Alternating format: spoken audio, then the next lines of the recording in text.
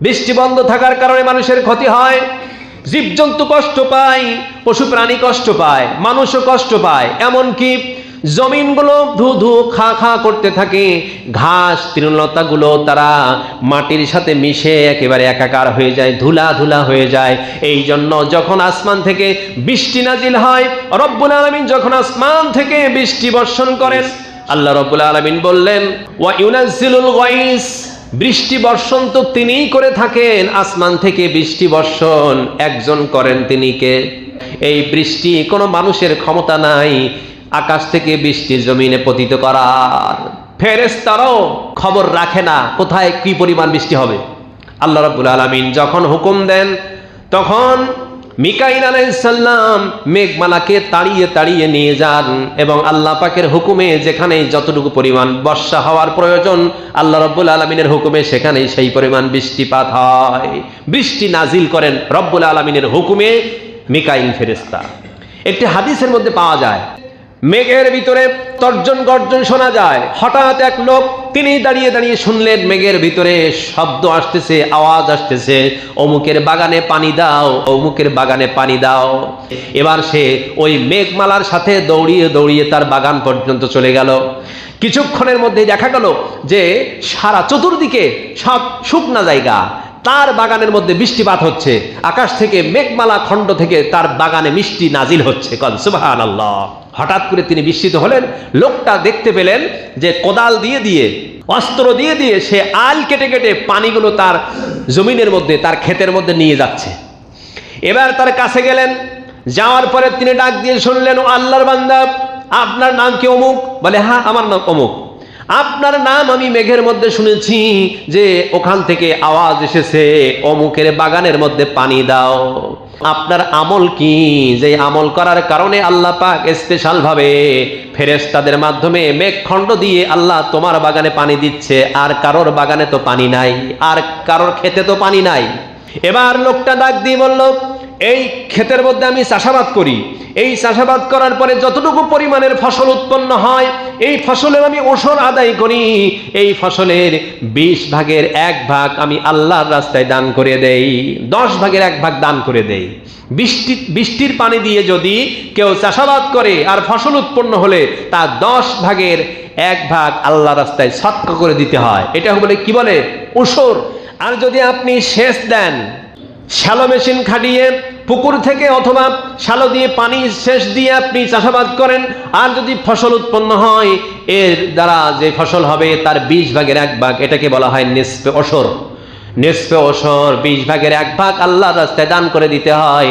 লোকটা জানিয়ে দিল, যখন কোনো আল্লাহর ফকির বান্দা আমার কাছে আসে আর তার অভাবের কথা বলে, আমি আমার এই ফসল থেকে আমি তাকে দান করে দেই এবং আমি ওশর দান করি, যেই কারণে আল্লাহ পাক আমার প্রতি বছর নিয়ম মাফিক আমার জমিনে পানি বর্ষণ করে দেন। সুবহানাল্লাহ। এই জন্য আমরা যদি আমাদের ফসলাদির আল্লাহর রাস্তায় সঠিকভাবে ব্যবহার করতে পারি, ব্যয় করতে পারি, অবশ্যই অবশ্যই আল্লাহর পক্ষ থেকে আমাদেরকেও সাহায্য করবেন। এই জন্য বৃষ্টি কখন কি পরিমাণ কোথায় নাজিল হয় এইটার ব্যাপারে কারণ কিছু জানা নাই। একবার হযরত ওমর ইবনুল খাত্তাব রাদিয়াল্লাহু তাআলা আনহু যখন তিনি আমিরুল মুমিনিন, মদিনার প্রেসিডেন্ট, হঠাৎ তিনি একটা খরার মধ্যে পড়ে গেলেন। দীর্ঘদিন বৃষ্টি হয় না, দীর্ঘদিন বৃষ্টি নাজিল হয় না। এবার জনগণ অতিষ্ঠ হয়ে গেছে, জমিনটা ধুধু করতেছে, খা খা করতেছে, পানির জন্য সবাই ছটফট করতেছে। হযরত ওমর রাদিয়াল্লাহু তাআলা আনহু তিনি জনগণকে সাথে নিয়ে, মুসল্লিদেরকে সাথে নিয়ে খোলা ময়দানে, খোলা মাঠের মধ্যে তিনি চলে গেলেন। তিনি ইস্তিসকার নামাজ আদায় করলেন এবং আল্লাহ পাকের কাছে দুহাত তুলে মোনাজাত করলেন, দোয়া করলেন। আর তিনি দোয়ার মধ্যে বড় ব্যাকুলতা প্রকাশ করলেন, অনুনয় বিনয় করে আল্লাহর কাছে পানির জন্য দোয়া করলেন, বৃষ্টি নাজিলের জন্য দোয়া করলেন, আর তিনি কান্নাকাটি করলেন। এক পর্যায়ে দেখা গেল দোয়া করতে শেষ, আল্লাহ রব্বুল আলামিন সাথে সাথে বৃষ্টি নাজিল করে দেন। সুবহানাল্লাহ। এই জন্য বৃষ্টি অনেক দিন পরে যখন জমিনে নাজিল হয়, তখন সাথে সাথে বিশ্বনবী পড়তেন, আল্লাহুম্মা সাইয়্যিবান নাফিআ, আল্লাহ এই বৃষ্টি যেন আমাদের উপকার করে। কারণ বৃষ্টি মানুষকে উপকারও করে, ক্ষতিও করে। বৃষ্টি যদি অতিরিক্ত হয় অতিবৃষ্টির কারণে বন্যা হয়, এই বন্যা মানুষের ক্ষতি করে না উপকার করে? ক্ষতি করে না? আবার যদি অনাবৃষ্টি হয়, বৃষ্টি বন্ধ থাকার কারণে মানুষের ক্ষতি হয়, জীবজন্তু কষ্ট পায়, পশু প্রাণী কষ্ট পায়, মানুষও কষ্ট পায়, এমনকি জমিনগুলো ধু ধু খা খা করতে থাকে, ঘাস তৃণলতাগুলো তারা মাটির সাথে মিশে একেবারে একাকার হয়ে যায়, ধুলা ধুলা হয়ে যায়। এই জন্য যখন আসমান থেকে বৃষ্টি নাজিল হয়, রব্বুল আলামিন যখন আসমান থেকে বৃষ্টি বর্ষণ করেন, সাথে সাথে ওই মরা জমিনটা আল্লাহ রব্বুল আলামিন এমন ভাবে জিন্দা করে দেন যেমন ভাবে কোনো গর্ভবতী নারী গর্ভধারণ করে, ঠিক তদ্রূপ ভাবে জমিন সর্বপ্রথম বৃষ্টির ফোঁটা জমিন স্পর্শ করার সাথে সাথে ওই জমিনটাও গর্ভধারণের জন্য উপযুক্ত হয়ে যায়। সুবহানাল্লাহ বলেন। আল্লাহ রব্বুল আলামিন সূরা সূরার মধ্যে বলছেন 28 নম্বর আয়াত, রব্বুল আলামিন ডেকে ডেকে বলেন, ওয়া হুয়াল্লাযী ইউনাজ্জিলুল গায়সা মিন বা'দি মা ক্বানাতু ওয়া ইয়ানশুরু রাহমাতাহু ওয়া হুয়াল ওয়ালিয়ুল হামিদ।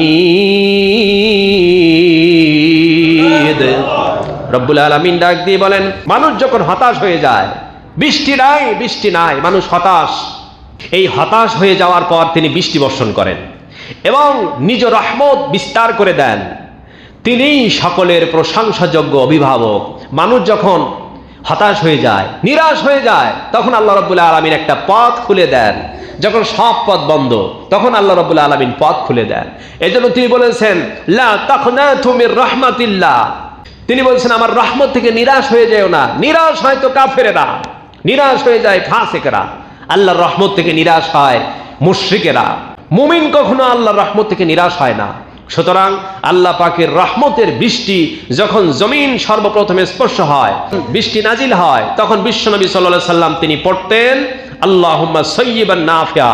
বুখারী শরীফের মধ্যে 1032 নম্বর হাদিসে এই সুন্নতি দোয়াটা রয়েছে, বিশ্বনবী এই দোয়াটা পড়তেন। সুতরাং বৃষ্টি হলে আমাদের এই দোয়াটা পড়া দরকার। এই বৃষ্টির পানি এটা একটা রহমত। আর রব্বুল আলামিন বৃষ্টির মধ্যে রেখে দিয়েছেন রিজিক। অফিস সামাই রিজকুকুম, আল্লাহ পাক কোরআনে পাকের মধ্যে বলছেন তোমাদের রিজিক তো আমি রেখে দিয়েছি আসমানে। তো আসমান থেকে যেটা আসে সেটা আমরা দেখতে পাই, সচক্ষে বৃষ্টি নাজিল হয়। সুতরাং বৃষ্টির পানির মধ্যে রয়েছে আমাদের রিজিক। এই বৃষ্টির পানি যখন জমিনে স্পর্শ করে, তখন জমিনের মধ্যে আল্লাহ পাকের আসমানি রিজিক জমিনের মধ্যে আল্লাহ পাক তিনি বিছিয়ে দেন, ছিটিয়ে দেন, এবং সেই জমিন থেকে আমরা যে সমস্ত ধান পাই, গম পাই, আমরা যে ঘেরের মাছ পাই, যা কিছু পাই, জমিন থেকে যত ফল ফসল ফলাদি আমরা যা কিছু পাই, আমরা যে সমস্ত তরি তরকারি শাক সবজি যা কিছু পাই, জমিন থেকে উৎপন্ন হয়। এবং এই জন্য আল্লাহ পাকের রহমতের বৃষ্টির মধ্যে রয়েছে অফুরন্ত রহমত।